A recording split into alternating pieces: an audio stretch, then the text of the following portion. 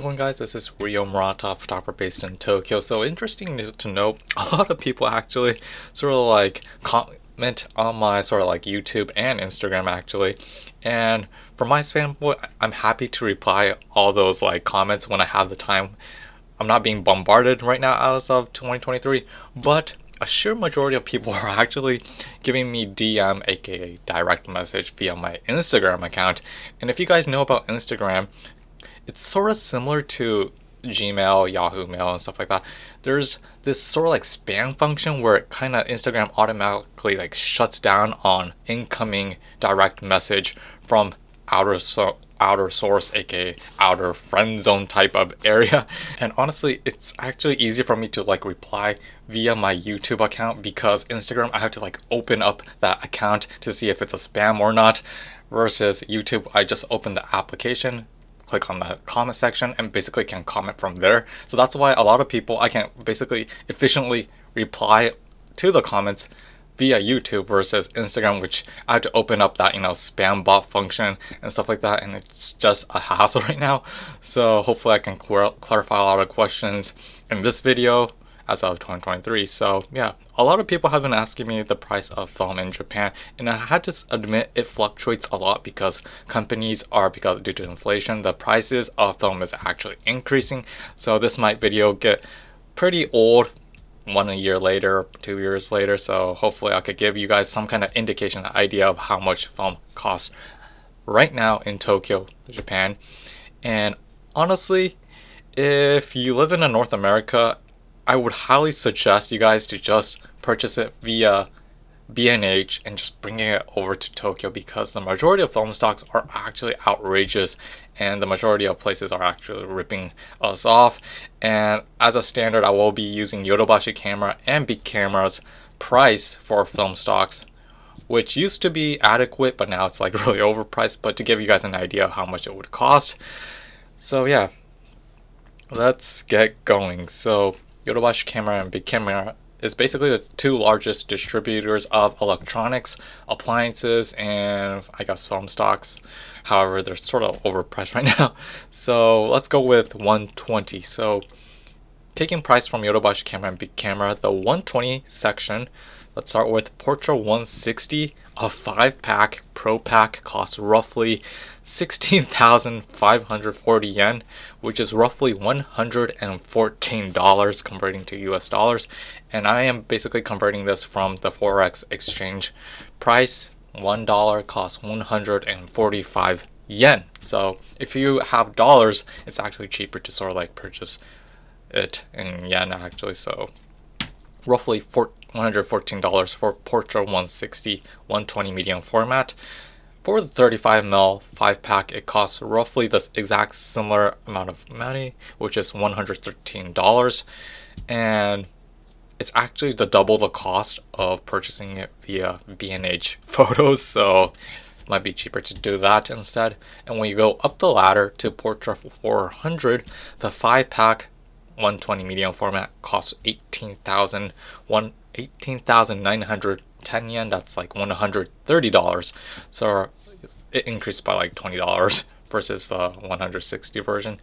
And then we have the Portra 800, which costs 22,140 yen, which is roughly $152 in USD. That's expensive. That's damn expensive. And the 35mm Portra 800 is the most expensive in Japan. It costs roughly 4,190 yen. That's like $28 in US dollars. That's outrageous actually. So that's basically the standard price of the Portra series. And however, depending on the camera shop that you purchase, Yodobashi camera and big camera, I had to admit that they're like ripping us off as of 2023 for the color negative space actually. And you might find better deals in smaller, what you call camera shops, such as Champ Cameras and also the Jiugaoka Popeye camera that I talked earlier, and also various other types of smaller camera distributors that might not rip us off. So yeah, probably I'm guessing 10 to 20% discount in those types of shops versus purchasing it from Yodobashi Camera and Big Camera. Okay, moving up to the next color negative, we have Xtar 100, which I never use unfortunately. The 120 costs 5-pack costs 16,330 yen, similar to Portra 160. It costs roughly $112, and the 35 ml one roll costs 3,410 yen, so similar to the Portra 160. That's roughly $25 or so, if I'm right.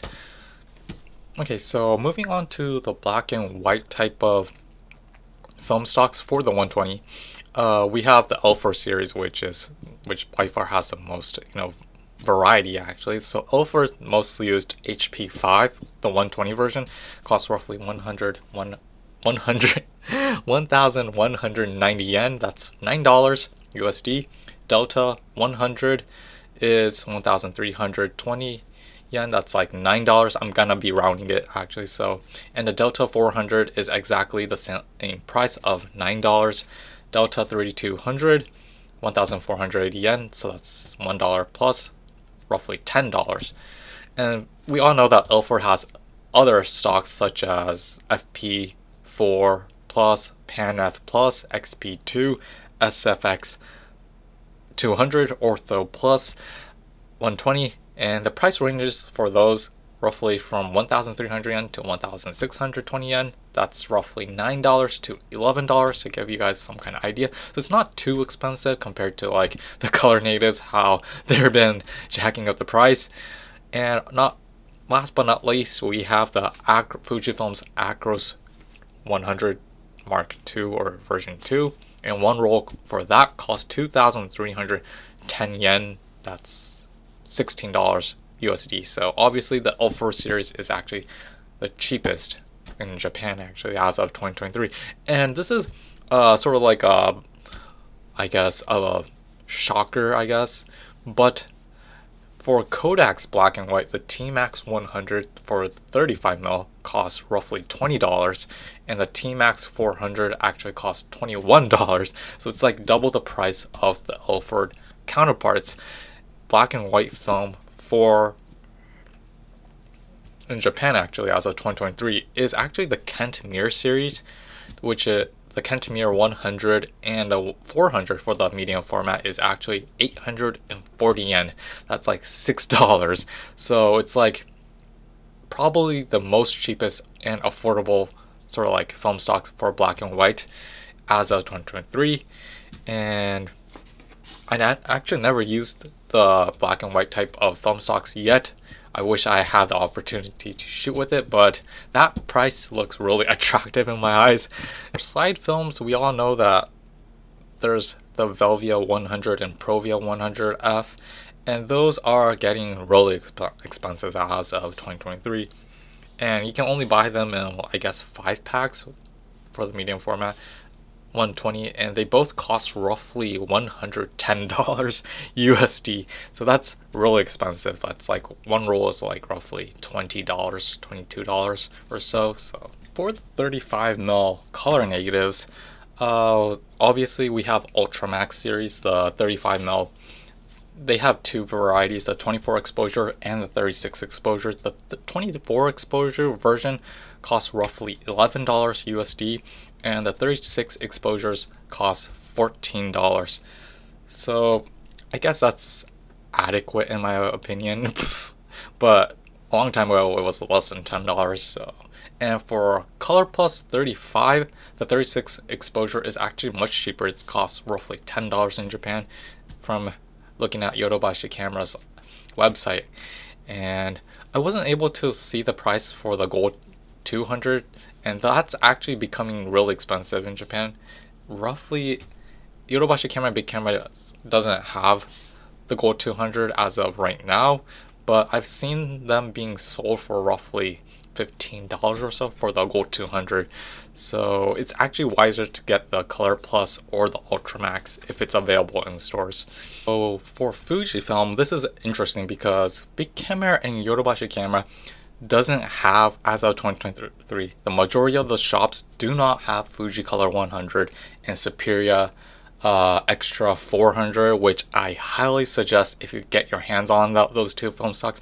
It's worth shooting because it has a completely different color palette versus on the Kodak's counterparts.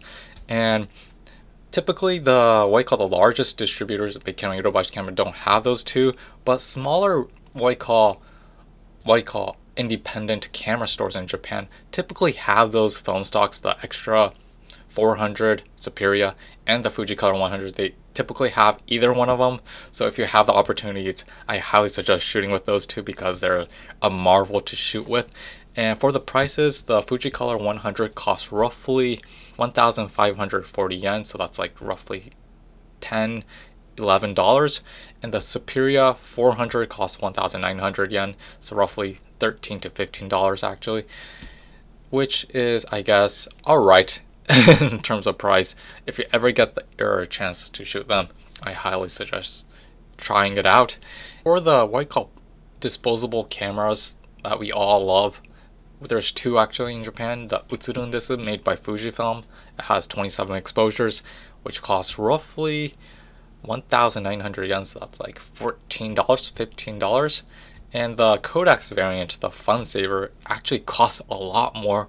It costs roughly 2,500 yen, so that's roughly $18. So that's much more expensive than the Utsurun desu. I highly suggest the Utsurun desu over the Fun Saver because it's smaller, it's compact, easy to carry around, and it's just great to have if you have the budget. And last but not least, we have the long-term debate that a lot of people have been saying on my channel, or in the comment section actually, is the Cinestill series. And I have to admit, the Cinestill series of film stocks, I would 100% say never purchase it in Japan. And if you have the time, if you have the energy, just buy it from where you live, or if you're close to, or if you live in North America, if you have access to B&H, and if it's cheaper to get it shipped over to in your own country and bringing it over, because the price of Cinestill is super expensive in Japan. And Yodobashi camera and Big Camera both sell the 400D and the 800T for roughly 4,400 yen, so that's like $35 for Cinestill 800T. So Cinestill 800T from their online website or B&H costs roughly, they jacked up the price by $1 if I'm right, so from $15 to $16 you can get Cinestill. So it's less than half the price if you purchase it from B&H and versus if you purchase it in Japan, which is more than double the price. So, and this also includes the 50D actually, so that's outrageous. And I actually never purchased Cinestill from Yodobashi or Big Camera, or also smaller retailer, smaller what I call independent camera stores sell Cinestill for exactly the similar price of that, $30, $35 range. So Cinestill specifically, I would not suggest purchasing it in Tokyo or in Japan. But there's this problem that arises because Cinestill 800T, if you guys know, if you are coming from abroad, the higher the ISO value of the film stock, it can get damaged by the X-rays when you go through customs and stuff like that. So I'm not an avid traveler going abroad, so I never experienced that, unfortunately, so I can't vouch on it. But there are ways of sort of like preventing that from happening, from having the X-rays like affect your film stocks. There's a lot of people who actually talk about it. You could basically have it hand inspect at the security guards and stuff like that. And there are products such as what do you call it? I think Domke has it. Domke has a X-ray prevention bag that can prevent the X-rays from damaging your film stocks when you're traveling through security. And I hear that the domestic airlines security check, the X-rays aren't that powerful, but when you hop onto the international what I call carriers, because of the security reasons, the X-rays, they kind of boost it up. So the stronger the X-ray, it will damage the film stocks. And typically the 800 ISO and obviously the 1600 ISO types of films will get damaged the most, while the 400 is 2 times less sensitive versus the 800.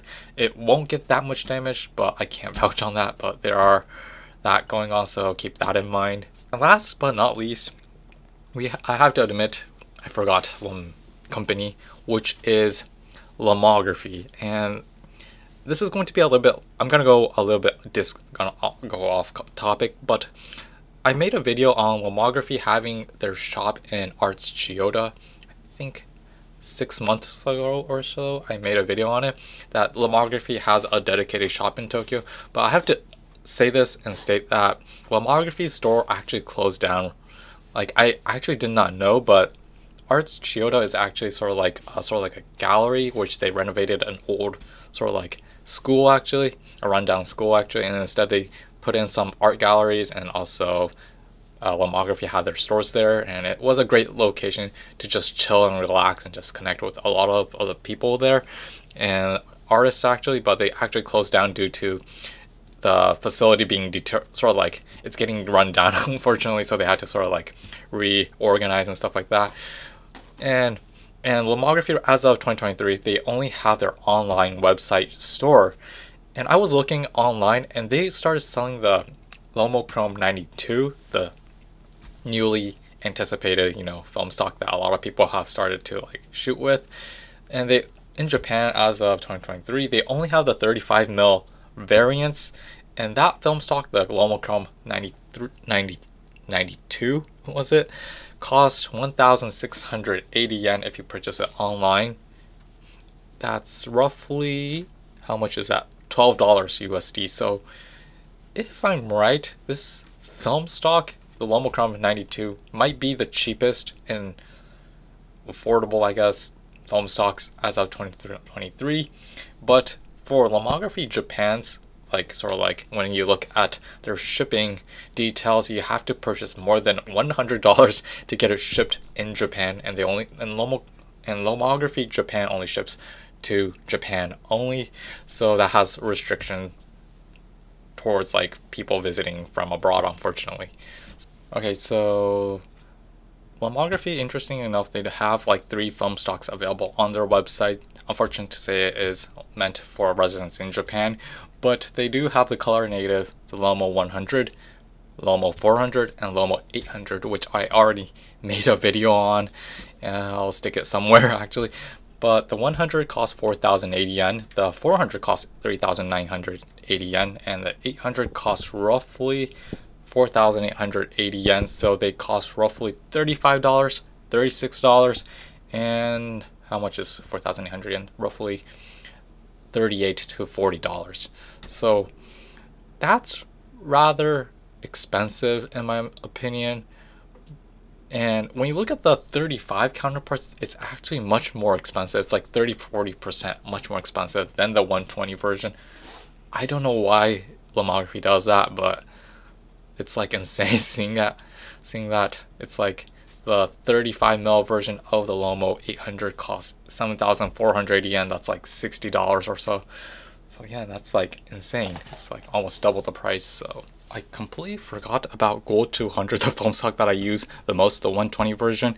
And if I'm right, Yodobashi camera and Big Cam doesn't have that film stock in stores, if I'm right. Let me check.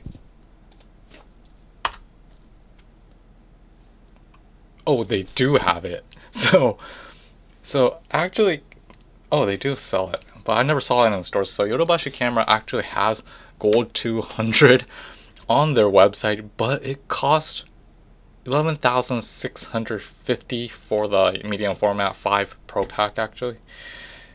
That's expensive. That's 11,650 is roughly $90 to $100. So it's like double, 2.5 times the price of the typical Gold 200 you guys see on B&H or maybe Cinestore. Actually, they have it on sale sometimes. So that's actually really expensive, but I've seen it, the Gold 200, being sold in some camera stores. I last saw it like last year or so, but it was roughly 7,000 yen to 8,000 yen, so that's $60 to $70 roughly in stores actually. So in the what I call smaller camera shops and stuff like that, but that it's like really hard to find that, what I call finding that Pro Pack 5-pack actually within the smaller cam stores, because they don't have it in stock, because I guess a lot of people use it and there's not much supply in Japan. So no, that's insane to see, unfortunately. That's basically sort of like the overview of the current prices of film stocks as of 2023. Obviously, I cannot like what I'll cover every single one of them. This video is going to be like 1 or 2 hours, unfortunately. So I basically cover them, I guess, the major brands, major like companies, film stocks price in Japan. And I have to admit that the majority of them are really overpriced. And if you can do it, I would highly suggest just bringing the film stocks from abroad to Japan, and just instead of checking that bag, I would highly suggest like having it checked personally by a security guard to prevent it from getting x-rays and stuff like that. So yeah, that's basically it. And obviously, if there was like a recommendation of which film stock to purchase in Japan, I would highly suggest that, if you can find it, the Fuji Color 100 and the Extra 400. Those two are, I guess, alright in terms of prices. But if you're lucky, you might be able to find the Ultramax and also the Color Plus, which I'm having trouble trying to find actually. So I guess those 4 stocks are my recommendations. And the medium format, unfortunately, like I said, the Gold 200, it's really scarce. It's actually really hard to find. So I would highly suggest bringing it over if you want to shoot that specific film stock, especially Portra and stuff like that. Portra and also Cinestill series, because those are like really over expensive, like out the roof. So yeah, hope you guys enjoyed this video. Find that like informative. Please like this video. And yeah, if you have any questions, please leave it in the area below. I'm happy to reply. So yeah, we will see you next time. Peace out.